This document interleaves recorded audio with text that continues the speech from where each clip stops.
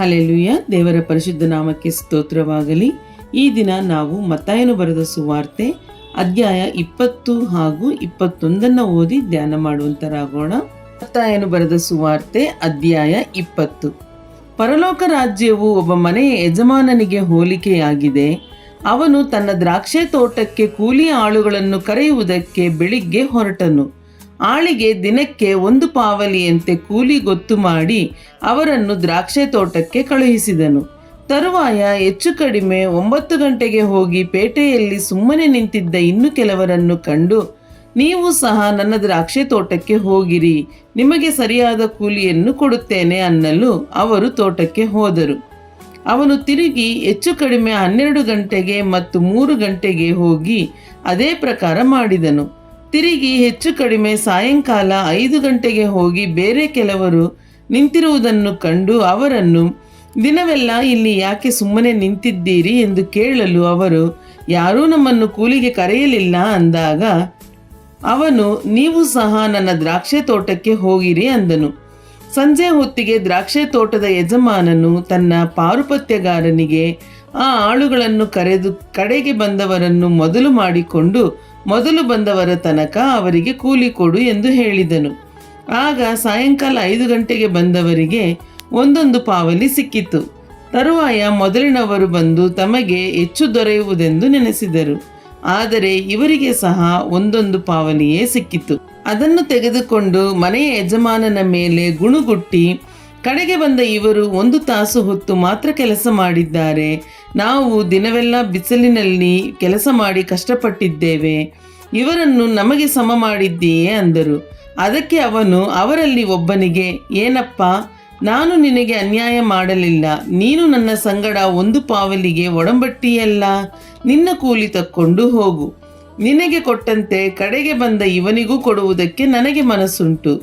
ನನ್ನ ಬದುಕನ್ನು ನಾನು ಬೇಕಾದ ಹಾಗೆ ಮಾಡಬಹುದಲ್ಲವೋ? ನಾನು ಒಳ್ಳೆಯನಾಗಿರುವುದು ನಿನ್ನ ಕಣ್ಣನ್ನು ಒತ್ತುತ್ತದೋ ಎಂದು ಕೇಳಿದನು. ಈ ಪ್ರಕಾರ ಕಡೆಯವರು ಮೊದಲಿನವರಾಗುವರು, ಮೊದಲಿನವರು ಕಡೆಯವರಾಗುವರು ಎಂದು ಹೇಳಿದನು. ಯೇಸು ಯೆರೂಸಲೇಮಿಗೆ ಹೋಗುತ್ತಿರುವಾಗ 12 ಮಂದಿ ಶಿಷ್ಯರನ್ನು ಒತ್ತಟ್ಟಿಗೆ ಕರೆದುಕೊಂಡು ದಾರಿಯಲ್ಲಿ ಅವರಿಗೆ, ನೋಡಿರಿ, ನಾವು ಯೆರೂಸಲೇಮಿಗೆ ಹೋಗುತ್ತಾ ಇದ್ದೇವೆ ಮತ್ತು ಮನುಷ್ಯಕುಮಾರನನ್ನು ಮಹಾಯಾಜಕರ ಮತ್ತು ಶಾಸ್ತ್ರಿಗಳ ಕೈಗೆ ಹಿಡುಕೊಡುವರು. ಅವರು ಅವನಿಗೆ ಮರಣದಂಡನೆಯನ್ನು ವಿಧಿಸಿ ಅವನನ್ನು ಅಪಹಾಸ್ಯ ಮಾಡುವುದಕ್ಕೂ ಕೊರಡೆಗಳಿಂದ ಹೊಡೆಯುವುದಕ್ಕೂ ಶಿಲುಬೆಗೆ ಹಾಕುವುದಕ್ಕೂ ಅನ್ಯರ ಕೈಗೆ ಒಪ್ಪಿಸುವರು. ಅವನು ಸತ್ತ 3ನೆಯ ದಿನದಲ್ಲಿ ಜೀವಿತವಾಗಿ ಎಬ್ಬಿಸಲ್ಪಡುವನು ಎಂದು ಹೇಳಿದನು.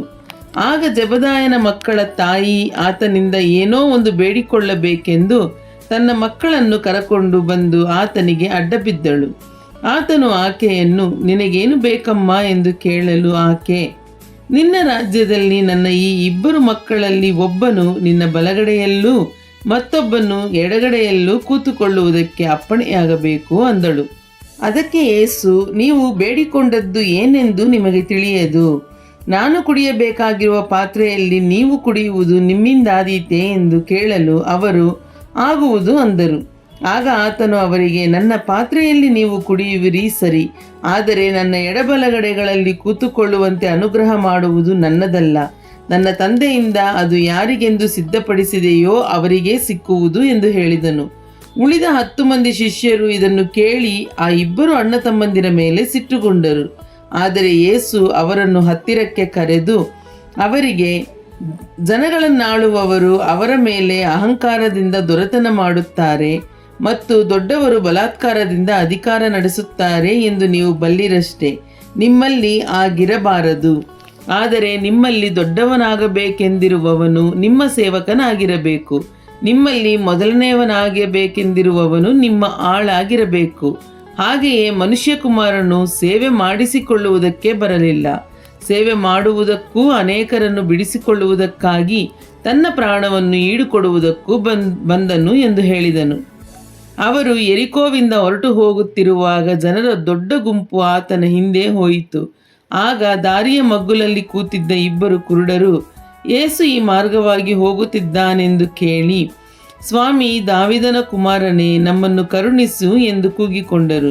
ಆ ಗುಂಪಿನವರು ಸುಮ್ಮನಿರಿ ಎಂದು ಅವರನ್ನು ಗದರಿಸಲು ಅವರು, ಸ್ವಾಮಿ, ದಾವಿದನ ಕುಮಾರನೇ, ನಮ್ಮನ್ನು ಕರುಣಿಸು ಎಂದು ಹೆಚ್ಚಾಗಿ ಕೂಗಿಕೊಂಡರು.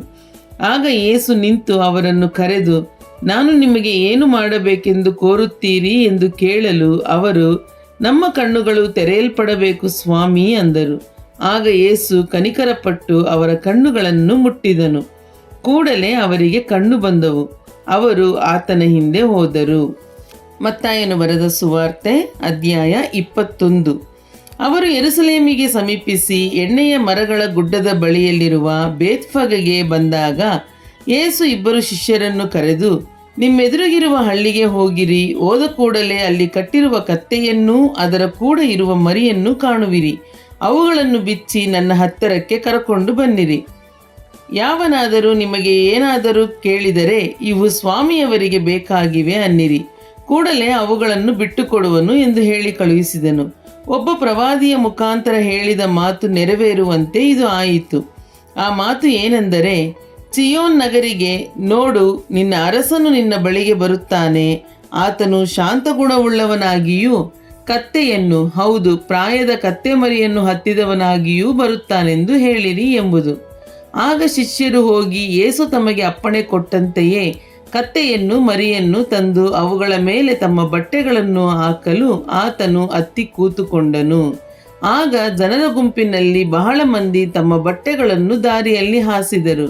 ಬೇರೆ ಕೆಲವರು ಮರಗಳಿಂದ ಚಿಗುರುಗಳನ್ನು ಕೊಯ್ದು ದಾರಿಯಲ್ಲಿ ಹರಡುತ್ತಿದ್ದರು.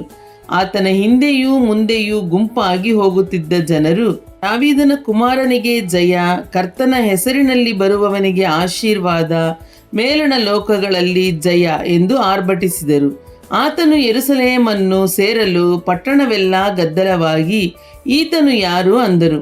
ಅದಕ್ಕೆ ಆ ಜನರ ಗುಂಪಿನವರು, ಈತನು ಆ ಪ್ರವಾದಿ, ಗಲಿಲಾಯದ ನಜರೇತಿನ ಯೇಸು ಅಂದರು. ಬಳಿಕ ಯೇಸು ದೇವಾಲಯಕ್ಕೆ ಹೋಗಿ ಅದರಲ್ಲಿ ಮಾರುವ ಕೊಳ್ಳುವ ಎಲ್ಲರನ್ನೂ ಹೊರಡಿಸಿಬಿಟ್ಟು ಚಿನಿವಾರರ ಮೇಜುಗಳನ್ನು, ಪಾರಿವಾಳ ಮಾರುವವರ ಕಾಲ್ಮಣೆಗಳನ್ನು ಕೆಡವಿ ಅವರಿಗೆ, ನನ್ನ ಆಲಯವು ಪ್ರಾರ್ಥನಾಲಯವೆನಿಸಿಕೊಳ್ಳುವುದು ಎಂದು ಬರೆದದೆ, ಆದರೆ ನೀವು ಅದನ್ನು ಕಳ್ಳರ ಗವಿ ಮಾಡುತ್ತೀರಿ ಎಂದು ಹೇಳಿದನು. ಆಗ ಕುರುಡರು, ಕುಂಟರು ದೇವಾಲಯದಲ್ಲಿ ಆತನ ಬಳಿಗೆ ಬರಲು ಅವರನ್ನು ಸ್ವಸ್ಥ ಮಾಡಿದನು. ಆದರೆ ಮಹಾಯಾಜಕರು, ಶಾಸ್ತ್ರಿಗಳು ಆತನು ಮಾಡಿದ ಆಶ್ಚರ್ಯಕರವಾದ ಕಾರ್ಯಗಳನ್ನು, ದಾವೀದನ ಕುಮಾರನಿಗೆ ಜಯ ಜಯವೆಂದು ದೇವಾಲಯದಲ್ಲಿ ಕೂಗುತ್ತಿರುವ ಹುಡುಗರನ್ನು ನೋಡಿ ಸಿಟ್ಟುಗೊಂಡು ಆತನಿಗೆ, ಇವರು ಹೇಳುವುದನ್ನು ಕೇಳುತ್ತೀಯಾ ಎಂದು ಹೇಳಲು ಯೇಸು, ಹೌದು, ಕೇಳುತ್ತೇನೆ. ಸಣ್ಣ ಮಕ್ಕಳ ಬಾಯಿಯಿಂದಲೂ ಮೊಲೆಕೂಸುಗಳ ಬಾಯಿಯಿಂದಲೂ ಸ್ತೋತ್ರವನ್ನು ಸಿದ್ಧಿಗೆ ತಂದಿ ಎಂಬುದನ್ನು ನೀವು ಎಂದಾದರೂ ಓದಲಿಲ್ಲವೋ ಅಂದನು. ಬಳಿಕ ಅವರನ್ನು ಬಿಟ್ಟು ಪಟ್ಟಣದಿಂದ ಹೊರಟು ಬೇತಾನ್ಯಕ್ಕೆ ಬಂದು ಅಲ್ಲಿ ರಾತ್ರಿ ಇಳುಕೊಂಡನು. ಬೆಳಗ್ಗೆ ಆತನು ಪಟ್ಟಣಕ್ಕೆ ತಿರುಗಿ ಹೋಗುತ್ತಿರುವಾಗ ಹಸಿದನು. ದಾರಿಯಲ್ಲಿ ಒಂದು ಅಂಜೂರದ ಮರವನ್ನು ಕಂಡು ಅದರ ಹತ್ತಿರಕ್ಕೆ ಹೋಗಿ ಅದರಲ್ಲಿ ಬರೀ ಎಲೆಗಳನ್ನೇ ಹೊರತು ಮತ್ತೇನೂ ಕಾಣದೆ ಅದಕ್ಕೆ, ಇನ್ನು ಮೇಲೆ ನಿನ್ನಲ್ಲಿ ಫಲವು ಎಂದೆಂದಿಗೂ ಆಗದೆ ಹೋಗಲಿ ಎಂದು ಹೇಳಿದನು. ಆ ಕ್ಷಣವೇ ಆ ಅಂಜೂರದ ಮರವು ಒಣಗಿ ಹೋಯಿತು. ಶಿಷ್ಯರು ಅದನ್ನು ನೋಡಿ ಬೆರಗಾಗಿ, ಈ ಅಂಜೂರದ ಮರವು ಒಂದು ಕ್ಷಣದಲ್ಲೇ ಒಣಗಿ ಹೋಯಿತಲ್ಲ, ಅದು ಹೇಗೆ ಅಂದರು. ಅದಕ್ಕೆ ಯೇಸು, ನಿಮಗೆ ಸತ್ಯವಾಗಿ ಹೇಳುತ್ತೇನೆ, ನೀವು ಸಂಶಯ ಪಡದೆ ನಂಬಿದರೆ ನಾನು ಅಂಜೂರದ ಮರಕ್ಕೆ ಮಾಡಿದಂಥದ್ದನ್ನು ನೀವು ಮಾಡುವಿರಿ.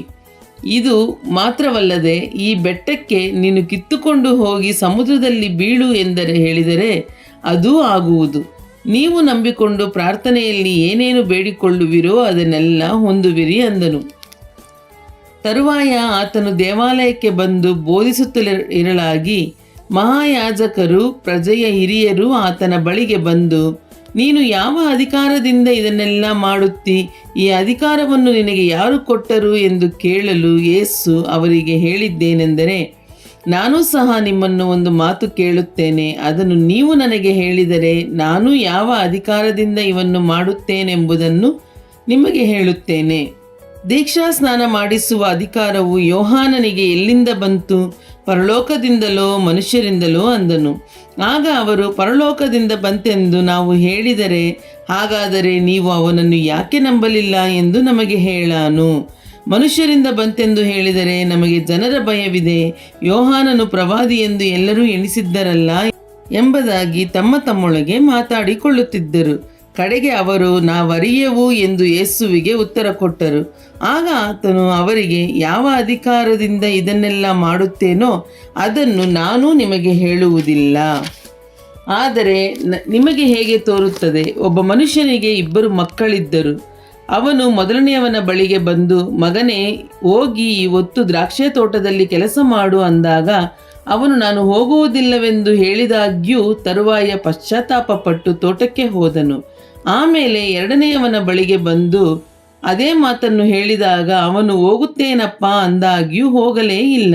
ಅವರಿಬ್ಬರಲ್ಲಿ ತಂದೆಯ ಚಿತ್ತದಂತೆ ನಡೆದವನು ಯಾರು ಎಂದು ಕೇಳಿದ್ದಕ್ಕೆ ಅವರು ಮೊದಲನೆಯವನೇ ಅಂದರು. ಆಗ ಯೇಸು ಅವರಿಗೆ, ಭ್ರಷ್ಟರೂ ಸೂಳೆಯರೂ ನಿಮಗಿಂತ ಮೊದಲು ದೇವರ ರಾಜ್ಯವನ್ನು ಸೇರುವರು ಎಂದು ನಿಮಗೆ ಸತ್ಯವಾಗಿ ಹೇಳುತ್ತೇನೆ. ಯೋಹಾನನು ಧರ್ಮ ಮಾರ್ಗವನ್ನು ಬೋಧಿಸುವವನಾಗಿ ನಿಮ್ಮ ಬಳಿಗೆ ಬಂದನು, ನೀವು ಅವನನ್ನು ನಂಬಲಿಲ್ಲ. ಭ್ರಷ್ಟರೂ ಸೂಳೆಯರೂ ಅವನನ್ನು ನಂಬಿದರು. ನೀವು ಇದನ್ನು ನೋಡಿದಾಗ್ಯೂ ಪಶ್ಚಾತ್ತಾಪ ಪಡಲಿಲ್ಲ, ಅವನನ್ನು ನಂಬಲಿಲ್ಲ. ಮತ್ತೊಂದು ಸಾಮ್ಯವನ್ನು ಕೇಳಿರಿ. ಒಬ್ಬ ಮನೆಯ ಯಜಮಾನನಿದ್ದನು. ಅವನು ಒಂದು ದ್ರಾಕ್ಷೆ ತೋಟವನ್ನು ಮಾಡಿ ಅದರ ಸುತ್ತಲೂ ಬೇಲಿ ಹಾಕಿಸಿ ಅದರಲ್ಲಿ ದ್ರಾಕ್ಷೆಯ ಆಲೆಯನ್ನು ಮಾಡಿಸಿ ಹೂಡೆಯನ್ನು ಕಟ್ಟಿಸಿ ಒಕ್ಕಲಿಗರಿಗೆ ವಾರಕ್ಕೆ ಕೊಟ್ಟು ಬೇರೊಂದು ದೇಶಕ್ಕೆ ಹೋದನು. ಫಲಕಾಲ ಹತ್ತಿರವಾದಾಗ ತನಗೆ ಬರಬೇಕಾದ ಹಣ್ಣುಗಳನ್ನು ತೆಗೆದುಕೊಂಡು ಬರುವುದಕ್ಕಾಗಿ ಆ ಒಕ್ಕಲಿಗರ ಬಳಿಗೆ ತನ್ನ ಆಳುಗಳನ್ನು ಕಳುಹಿಸಲು ಒಕ್ಕಲಿಗರು ಅವನ ಆಳುಗಳನ್ನು ಹಿಡುಕೊಂಡು ಒಬ್ಬನನ್ನು ಹೊಡೆದರು, ಒಬ್ಬನನ್ನು ಕಡಿದು ಹಾಕಿದರು, ಒಬ್ಬನನ್ನು ಕಲ್ಲೆಸೆದು ಕೊಂದರು. ಪುನಃ ಮೊದಲಿನವರಿಗಿಂತ ಹೆಚ್ಚು ಮಂದಿ ಆಳುಗಳನ್ನು ಕಳುಹಿಸಿದನು. ಅವರಿಗೂ ಹಾಗೆಯೇ ಮಾಡಿದರು. ಕಡೆಯಲ್ಲಿ ನನ್ನ ಮಗನಿಗಾದರೂ ಮರ್ಯಾದೆ ತೋರಿಸಾರು ಅಂದುಕೊಂಡು ತನ್ನ ಮಗನನ್ನು ಅವರ ಬಳಿಗೆ ಕಳುಹಿಸಿದನು. ಆದರೆ ಆ ಒಕ್ಕಲಿಗರು ಅವನ ಮಗನನ್ನು ಕಂಡು, ಇವನೇ ಬಾಧ್ಯಸ್ಥನು, ಬನ್ನಿ ಇವನನ್ನು ಕೊಂದು ಹಾಕೋಣ, ಇವನ ಸ್ವಾಸ್ಥ್ಯವನ್ನು ನಾವೇ ತೆಗೆದುಕೊಳ್ಳೋಣ ಎಂದು ತಮ್ಮ ತಮ್ಮೊಳಗೆ ಮಾತಾಡಿಕೊಂಡು ಅವನನ್ನು ಹಿಡಿದು ದ್ರಾಕ್ಷೆ ತೋಟದಿಂದ ಹೊರಕ್ಕೆ ದೊಬ್ಬಿ ಕೊಂದು ಹಾಕಿದರು. ಹಾಗಾದರೆ ದ್ರಾಕ್ಷೆ ತೋಟದ ದಣಿಯು ಬಂದಾಗ ಆ ಒಕ್ಕಲಿಗರಿಗೆ ಏನು ಮಾಡುವನು ಅಂದನು. ಅವರು ಆತನಿಗೆ, ಆ ಕೆಡುಕರನ್ನು ಕ್ರೂರವಾಗಿ ಸಂಹರಿಸಿ ಕಾಲಕಾಲಕ್ಕೆ ಹಣ್ಣುಗಳನ್ನು ತನಗೆ ಸಲ್ಲಿಸುವಂಥ ಬೇರೆ ಒಕ್ಕಲರಿಗೆ ತನ್ನ ತೋಟವನ್ನು ವಾರಕ್ಕೆ ಕೊಡುವನು ಎಂದು ಹೇಳಿದರು. ಯೇಸು ಅವರಿಗೆ, ಮನೆ ಕಟ್ಟುವವರು ಬೇಡವೆಂದು ಬಿಟ್ಟ ಕಲ್ಲೇ ಮುಖ್ಯವಾದ ಮೂಲೆಗಲ್ಲಾಯಿತು. ಇದು ಕರ್ತನಿಂದಲೇ ಆಯಿತು. ನಮಗೆ ಆಶ್ಚರ್ಯವಾಗಿ ತೋರುತ್ತದೆ ಎಂಬುವ ಮಾತನ್ನು ನೀವು ಶಾಸ್ತ್ರದಲ್ಲಿ ಎಂದಾದರೂ ಓದಲಿಲ್ಲವೋ? ಆದದರಿಂದ ದೇವರ ರಾಜ್ಯವು ನಿಮ್ಮಿಂದ ತೆಗೆಯಲ್ಪಟ್ಟು ಅದರ ಫಲಗಳನ್ನು ಕೊಡುವ ಜನಕ್ಕೆ ಕೊಡಲಾಗುವುದು. ಈ ಕಲ್ಲಿನ ಮೇಲೆ ಬೀಳುವವನು ತುಂಡು ತುಂಡಾಗುವನು. ಇದು ಯಾರ ಮೇಲೆ ಬೀಳುತ್ತದೋ ಅವನನ್ನು ಪುಡಿ ಪುಡಿ ಮಾಡುವುದು ಎಂದು ಹೇಳಿದನು. ಮಹಾಯಾಜಕರು ಫರಿಸಾಯರು ಆತನ ಸಾಮ್ಯಗಳನ್ನು ಕೇಳಿ ತಮ್ಮನ್ನೇ ಕುರಿತು ಮಾತಾಡುತ್ತಾನೆಂದು ತಿಳುಕೊಂಡು ಆತನನ್ನು ಹಿಡಿಯುವುದಕ್ಕೆ ಸಂದರ್ಭ ನೋಡುತ್ತಿದ್ದರು. ಆದರೆ ಜನರು ಆತನನ್ನು ಪ್ರವಾದಿ ಎಂದು ಎಣಿಸಿದ್ದರಿಂದ ಅವರಿಗೆ ಭಯಪಟ್ಟರು.